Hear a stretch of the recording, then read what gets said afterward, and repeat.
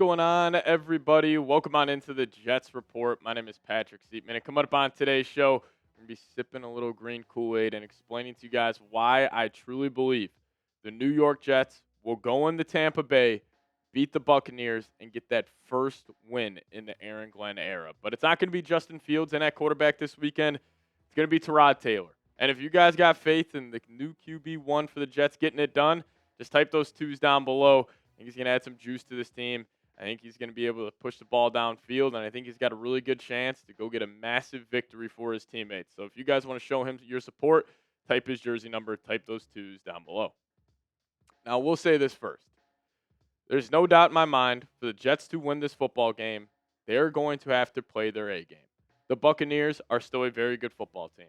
Even though they have injuries piling up, this is a team the last 2 weeks who have gone on the road and beat two good football teams in the Falcons and the Texans. So for the Jets to go into their own building and get a massive win, they're going to have to play their A game this weekend. That starts with a quarterback, Tyrod Taylor. And that's my number one reason why the Jets will win, the Tyrod Taylor juice. Now, this guy clearly has the support of the locker room. Like Sauce Gardner was talking about him, Aaron Glenn, Tanner Engstrand, they all believe he is the guy that can get it done. And in the past, with backup quarterbacks filling in, you kind of get that spark. And the backup QB juice is real in the NFL. We have seen this so many times. A backup QB is filling in for the starter for just 1 week, like Tyrod is for Justin Fields this upcoming week against the Buccaneers. And it's just tough to game plan for because there is no film with Taylor being the quarterback for the 2025 version of the New York Jets. There's really not a lot of solid film you can go off the last couple of years because mainly when he's gotten in there, it's been garbage time. So it's going to be tough for the Buccaneers defense to get a good scout this week at practice. And plus, the Jets are going to need to throw the ball this weekend. The Tampa Bay Buccaneers defense is one of the best in the league at stopping the run. Right now, they're ranking fifth in the NFL in yards per carry allowed at 3.3, but they do allow deep shots down the field. They're 26th in the NFL with yards per pass attempt allowed.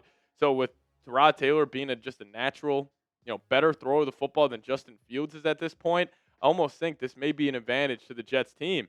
And there's one guy I'm looking out for. It's the speedster. It's the fourth-round pick, Arian Smith. This guy's been quiet this season. He's only had one catch. He's had a couple of opportunities, but we really haven't seen the Jets completely unleash him. And plus with Engstrand coming from the Detroit Lions, I'm sure he views Arian Smith as maybe the little poor man's Jameson Williams. So I think early on in this game, I would not be shocked if it's a deep play-action shot for a deep post or just a streak route to number 82. So watch out for him getting in the end zone this weekend. But number one, it's the Tyrod Taylor juice. It's a real thing. It can spark a locker room. It can galvanize a team.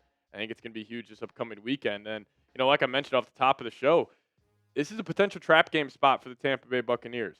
Now, we all thought the trap game win for the Jets was going to come last week. With the Buffalo Bills, coming to town, coming off an emotional win on Sunday Night Football. It just didn't end up being the case. And honestly, I think almost everybody was on the Jets being that potential trap win this past week. But now this week, nobody believes the Jets can win. But this is a trap game for the Buccaneers. It's a short week. They're just in Houston taking on a very physical Texans team, which is also huge. It's not like they were on the road taking the Panthers where they just kind of rolled them over and got an easy win. You had to put up a fight against a very good Texans defense, and injuries are piling up for them. Already lost Kalijah Kancey. They lost Cody Mauch. They're already without the right tackle, Gedeke. And Tristan Wirfs, his status is still TBD. So injuries are piling up. And the Jets are also hungry. Like, there are some really good players on this football team that are dying to get that first win. And Tampa also, they're coming off two emotional wins.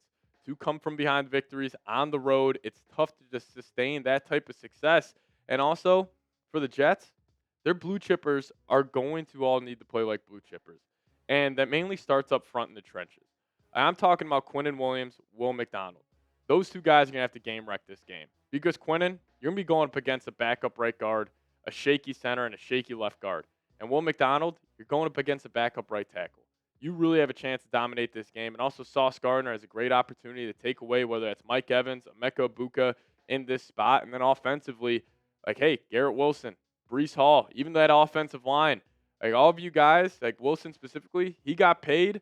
Go play up to that contract. Go have a massive win all your one-on-ones. But the blue chippers are going to have to play like blue chippers this upcoming Sunday. Now, I do want to say first off, thank you guys. We are closing in here on 10,000 subscribers on the channel. So if you guys have already hit that subscribe button, just hit me with a me down below in the comments section. I want to see where all the real ones are at. We'll give you guys a shout out on future show, but I know we asked you guys to hit that subscribe button a lot, but it definitely does go a long way here. So hit that subscribe button today if you guys already subscribed here to the Jets Report. Before we dive into the rest of today's episode, I got to give a massive thank you to the DraftKings Sportsbook for sponsoring today's show. Now, the dog days of summer are over and the football season is back. What better time to get in on the action at the DraftKings Sportsbook than right now? All new customers can sign up and use promo code JETSCHAT. Bet just $5 of your own money and get $200 in bonus bets instantly. You heard that right. Football season is the best time of the year. Get back into the action with the DraftKings Sportsbook today. Whether you are into live in-game betting, same-game parlays, you have all the options. New customers sign up and use promo code JETSCHAT and bet just $5, and we will hook you guys up with $200 in bonus bets instantly at the DraftKings Sportsbook. Once again, thank you to the DraftKings Sportsbook for sponsoring today's show. Now let's dive into the rest of today's episode. All right, my third reason why the Jets are going to win this game is nobody believes in the Jets. Absolutely nobody. You know, the Jets stock after week one, everybody was saying, oh, maybe the Jets got something cooking there. You know, Tanner Engstrad looked good. Justin Fields looked good. Now, there were some question marks on the defense, but honestly, the Jets stock, one, is at an all-time low right now, and it's also just way too low in general. Like, people think the Jets could be the worst team in the National Football League. There is no doubt in my mind that that will not happen. And also, everybody's already crowning the Tampa Bay Buccaneers as these world beaters. You know, they're saying they're for sure a dark horse in the NFC, and they very well could be. But in this spot against the Jets, this is a tough matchup for them because the Jets roster, it can still compete with the Buccaneers. Like, it's not like the Jets have like a Carolina Panthers or a New Orleans Saints roster where it's just like they just don't really have too many blue chippers. They don't have a lot of talent. That's not the case for the Jets. You got Sauce, Quinnen, McDonald, Garrett Wilson. You hopefully have that offensive line humming this upcoming weekend. And just in the end, like the Buccaneers, I just think maybe people are a tad too high on them. I am still a massive fan of that team and what they have done, but I just think as a whole, people are way too low on the Jets. Like, I understand this football team is 0-2. They looked horrible last week, but they also looked horrible against a Buffalo Bills team that could potentially win 15 games this upcoming season. So stock is too low on the Jets. Stock is, in my opinion, just a tad too high on the Buccaneers. And also this, I think the Jets are going to dominate the trenches. The one advantage, even though the Jets are 0-2, the one positive so far of this season is that they have an identity. And that is a very tough spot to be in as a bad team to have an identity. But that's what the Jets have, and that's a huge advantage because they know what they want to accomplish. The other teams know what the Jets are ideally trying to do, and that can set up, some, counter punches. That can set up some, curveballs the Jets can throw at them. But I think also this is going to be a big game for the offensive line because if the Jets' offensive line, if they can get downhill, especially late in this game, that will be huge. And, what I've been saying is that the pass game is going to have to set up the run game this upcoming weekend, but I think the run game is also going to have to close it out. Like, if you do get up in this matchup with Breece Hall and Braylon Allen and that offensive line, you should be able to get downhill because if you are able to, use the pass to set up the run this Sunday, that should also allow the Jets to, just have those linebackers playing more on their heels instead of their toes with the pass setting up the run. So we'll wait and see how that, ends up shaking out and what exactly their game plan is this upcoming Sunday. But I expect the Jets to be super aggressive early in this game, take some chances down the field with a guy like Arian Smith, and then, using the pass to, set up that run game. Then you let that, run game close it out late in this matchup. But you're going to have to get downhill eventually in this spot. But again, just be more aggressive early in this game. Take a chance, Arian Smith. Even just let a guy like Garrett Wilson get a deep shot. Like, he can get behind the defense. Or even just get Mason Taylor up the seam. Maybe those deep crossers could really get them going. But you do all that, get them more on their heels, and then you start getting downhill and start pressing the issue against that Buccaneers defense. And my last reason why I think the Jets are going to win, road game reset.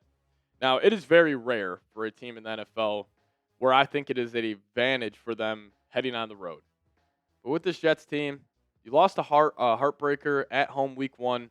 You get embarrassed on your home turf at week 2. I think it's honestly an advantage for the Jets heading on the road this upcoming weekend. And, also, when you go on the road, there's something that can kind of just spark that locker room where it's like, hey, it's just our 53 guys.